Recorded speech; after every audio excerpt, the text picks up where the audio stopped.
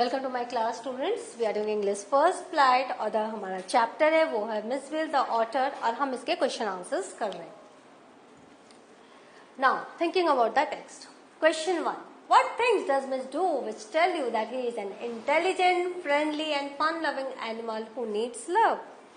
तो आपको कैसे पता चलता है कि वो बहुत इंटेलिजेंट है, वो बहुत फ्रेंडली है और बहुत ही फन लविंग एनिमल है और जो सिर्फ प्यार चाहता है, हु नीड्स ओनली लव। सिर्फ मिजबिल ही नहीं, सिर्फ ऑटर ही नहीं, आपके पास जो भी पेट एनिमल है आपको सिर्फ उसे प्यार देना है और उसे कुछ नहीं चाहिए।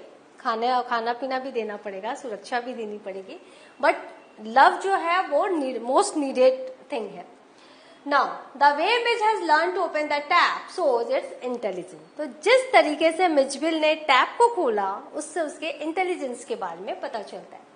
मिज is always in a playful mood. तो वो मिजबिल है वो हमेशा खिलंदड़ अंदाज में रहता था, हमेशा खेलने के लिए तैयार रहता था। Doing all sorts of pranks. और जब आप चैप्टर पढ़ोगे तो आप देखोगे कि कितने तरह के वो प्रैंक्स करता था। मिज प्रेफर्स द ऑथर्स कंपनी। और जो मिज था वो हमेशा ऑथर के साथ रहना चाहता था, उसके आसपास रहता था। These facts show that it is a friendly and fun loving animal. तो इससे ये हमें पता चलता है कि वो बहुत ही फ्रेंडली था और फन लविंग एनिमल था। Question 2, What are some of the things we come to know about otters from this text? तो ये जो आर्टिकल है, ये जो स्टोरी है, उससे हमें क्या पता चला ऑटर के बारे में। Some of the things we come to know about otters from this text are as follows. Otters are small creatures with dark brown fur all over the body. सबसे पहले हमें इसके अपीयरेंस के बारे में पता चला, फिजिकल अपीयरेंस के बारे में, कि ये बहुत छोटा सा क्रिएचर है और डार्क ब्राउन फर है इसके पूरे बॉडी में। सेकंड क्या पता चला, otters live near water and enjoy playing in water. तो जो जानवर आप जिस सराउंडिंग से लेकर आते हो आपको वही सराउंडिंग उसको अवेलेबल करानी पड़ती है, उसको देनी पड़ती है ताकि वो खुश रह सके। तो ऑटर जो है वो पानी के पास से आया था और इसीलिए पानी में उसको रहना बहुत पसंद था, पानी में खेलना बहुत पसंद था। Otters are very active animals and can be easily tamed. और तीसरी बात क्या हमने जानी, बहुत ही एक्टिव एनिमल है और बहुत जल्दी से पालतू बनाया जा सकता है। Question 3, Why is Mitch species now known to the world as Maxwell otter? तो क्यों जो मिच की जो जाति है, जो स्पीसीज है, उसे पूरे वर्ल्ड में मैक्सवेल ऑटर के नाम से हम जानते हैं। It can be the association of some scientist named Maxwell who discovered this species. हो सकता है जो साइंटिस्ट है जिन्होंने ऑटर को डिस्कवर किया उनके नाम पे उन्हें कहा जाता है। It can also be the association with the author who is named Maxwell, या फिर ऑथर ने उसे अपना पेट बनाया इसीलिए ऑटर को इनके नाम से एसोसिएट किया जाता है। Question 4, Maxwell in the story speaks for the otter Midge. He tells us what the otter feels and thinks on different occasions. ठीक है, ये जो मैक्सवेल की स्टोरी है उसमें वो ऑटर के बारे में, मिच के बारे में हमें बता रहे हैं। वो कहते हैं कि ऑटर कैसा फील करता है, ऑटर कैसा सोचता है हर डिफरेंट ओकेजन में।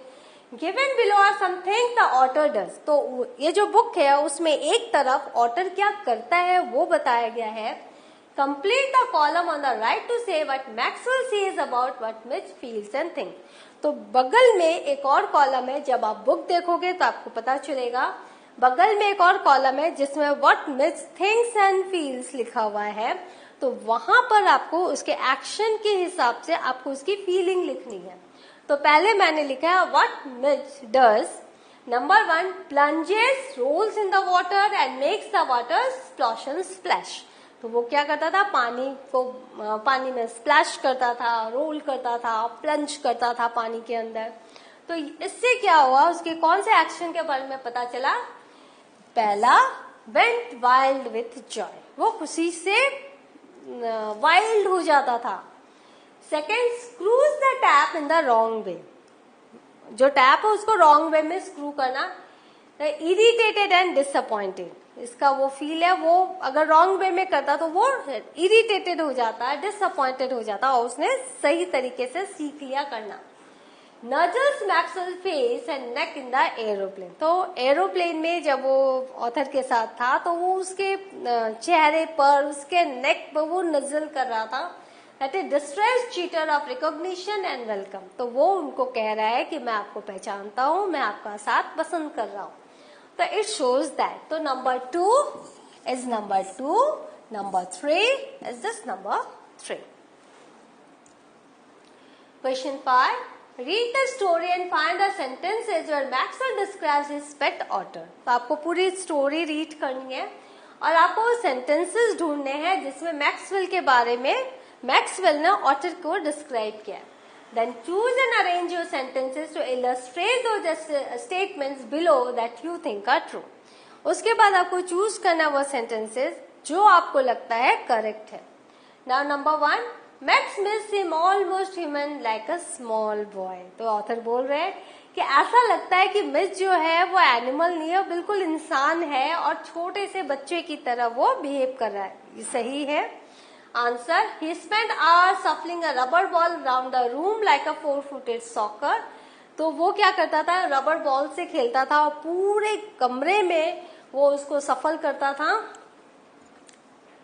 like a soccer player, using all 4 feet to dribble the ball, and he could also throw it with a powerful flick of the neck, और neck से वो बॉल को थ्रो भी कर सकता था to a surprising height and distance, मतलब एक हाइट तक पहुंचा सकता था और एक दूरी तक वो पहुंचा सकता था। तो ये करेक्ट है। Third, shows that he is often surprised by what Mitch does. या दिस इज ऑल्सो करेक्ट, क्योंकि वो हर समय ऑथर जो अमेज्ड हो जाते थे मिच की हरकतों को देखकर। I was amazed. In less than a minute he had turned the tap far enough to. तो जब वो बाथरूम में गए थे उन्होंने देखा था मिच अकेले ही वहां पहुंच गया है और वो टैप से कुछ कर रहा है, तो वो बहुत ही अमेज्ड हो गए थे ये देखकर कि 1 मिनट से कम समय लेकर मिच ने क्या किया था, जो टैप हो उसको टर्न किया और उसमें से पानी गिरने लगा। मतलब उसने करेक्ट डायरेक्शन में टैप को टर्न किया एंड आफ्टर अ मोमेंट और to achieve the full flow, और थोड़ी देर में पूरे फ्लो में पानी गिर रहा था। Of Mitch antics is comical. तो जो मिच है उसका जो व्यवहार है थोड़ा कॉमिकल है। But the real play of an otter is when he lies on his back and juggles his small objects between his paws. तो वो क्या करता था, वो अपने पीठ के बल लेट जाता था और जो छोटे ऑब्जेक्ट्स होते थे उनको अपने पॉज के बीच में जगल करता था। तो वो बहुत ही कॉमिकल एक्ट था। सोच that he thinks the otter is very unusual. वो सोचते थे कि ये बहुत ही अनयूजुअल है इनके हैबिट्स, और ऑटर जो है बहुत ही अनयूजुअल है। It is not I suppose in any way strange that average Londoner should not recognise an otter, but the variety of guesses as to what kind of animal this might be came as a surprise to me. तो वो otter जो बहुत ही unusual था London में रहने वाले लोगों के लिए, तो उन्होंने ये लाइनें लिखी थी, Mitch was anything but an otter. लेकिन मिच जो था वो उनके वाइल्ड गेसेस से बहुत दूर था, वो सिर्फ एक ऑटर था। What shows that he observes the antics of Mitch very carefully. तो आपको कैसे पता चलता है कि जो ऑथर है वो बहुत केयरफुली मिच के हर एक हरकत को नोटिस करते थे। A suitcase that I had taken to Iraq had become damaged on the journey home. What shows that he observes the antics of Mitch very carefully. तो क्या दिखाता है कि जो ऑथर है वो बहुत केयरफुली ऑब्जर्व करते थे मिच को। A suitcase that I had taken to Iraq had become damaged on the journey home. जो सूटकेस में इराक ले गया था वो डैमेज हो चुका था जर्नी होम में। So that the lid when closed remained at a slope from one end to the other. तो उसका जो लिड था वो जब क्लोज्ड होता था तो वो एक स्लोप की तरह जो वहां पे लगा रहता था। Mitch discovered that if he placed the ball on the high end, it would run down the length of the suitcase. तो मिच ने पता नहीं कैसे ये डिस्कवर कर लिया कि अगर वो पिन पोंग बॉल को ऊपर रखेगा तो वो अपने आप रोल होके नीचे आएगा। He would dash around to the other end to ambush its arrival, hide from it, crouching to spring up and take it by surprise, grab it and trot off with it to the high end once more. तो इस तरह से लेखक ने उसकी पूरी हरकतों को दिखाया है, वर्णन किया है वर्ड्स के जरिए। तो इसका मतलब वो बहुत ही क्लोजली उसे ऑब्जर्व करते थे।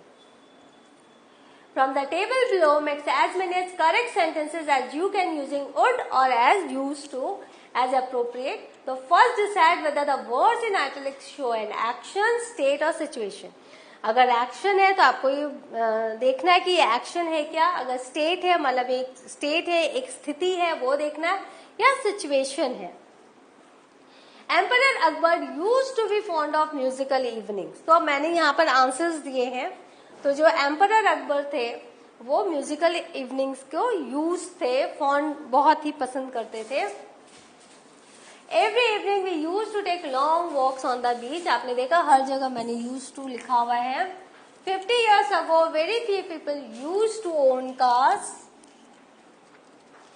Till the 1980s Shanghai used to have very dirty streets. My uncle would spend his holidays by the sea. यहाँ पे would लिखा हुआ है. तो इस तरह से आपको would या used to करना है. My uncle used to take long walks on the beach. This is an action. My uncle used to be fond of musical evenings. This is a state. Now match the words on the left with the word on the right. Some words on the left can go with more than one word on the right. तो आपको left और right में words हैं वो आपको match करने हैं और एक वर्ड कई शब्दों से के साथ जा सकता है. A portion of. तो a portion of fried fish, a pool of blood, flakes of snow, a huge heap of stones, a gust of wind, little drops of water, a piece of cotton, a pot of gold. तो ये इस तरह से answers है. Use a bit or a piece of, a bunch of, a cloud of, a lump of with the italicized nouns in the following sentences. तो जो nouns है उनके साथ आपको ये words लगाने हैं, phrases a piece of, a bunch of, a cloud of. तो my teacher gave me a bit of advice. तो my teacher gave me an advice वो भी हो सकता है, लेकिन अगर आप a bit of advice लिखोगे तो आपकी इंग्लिश थोड़ी अच्छी लगेगी. Can you give me a lump of clay? यहाँ पे देखो a lump of clay please. The piece of information you gave was very useful. तो आप the information भी लिख सकते हो, the information you gave me. लेकिन अगर आप कहते हो the piece of information you gave me तो थोड़ा अच्छा लगता है. Because of these factors, a cloud of smoke hangs over the city. Two pieces of stones rubbed together can produce sparks of fire. He gave me a bunch of flowers on my birthday. तो इस तरह से आपने देखा आपका जो noun है अगर आपने वो फ्रेजेस थोड़े लगा दिए तो और भी खूबसूरती के साथ वो सामने आते हैं और सुनने और पढ़ने में भी अच्छा लगता है. So what have we learned? हमने सारे क्वेश्चन आंसर्स कर लिए. In the next slide we will do some board question answer. Till then have a good revision. Thank you.